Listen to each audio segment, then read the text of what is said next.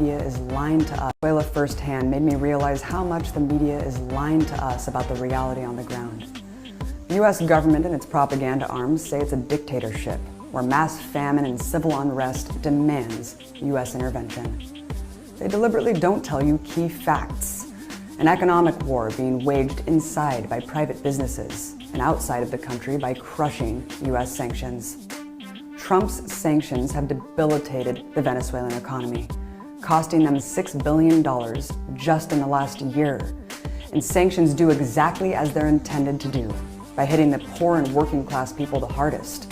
Their strategy is to starve the people into submission, then cynically use that humanitarian crisis as the premise for more intervention. They say that millions of people are demanding the ouster of Maduro. What they deliberately don't show you are the millions who support Maduro, who voted for him, who are also in the streets protesting this criminal coup attempt.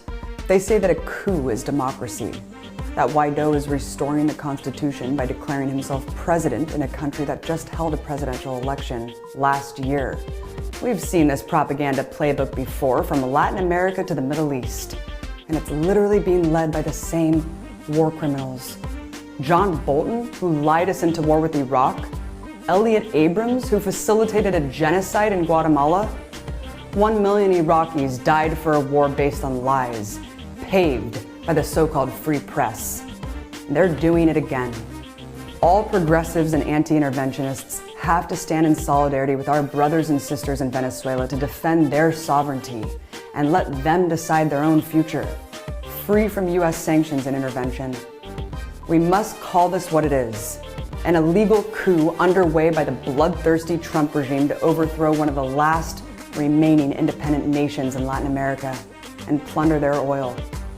Trump has already threatened military intervention. Millions of lives are at stake. We need your voice now to speak up and speak out against another US war for oil. Hands off Venezuela.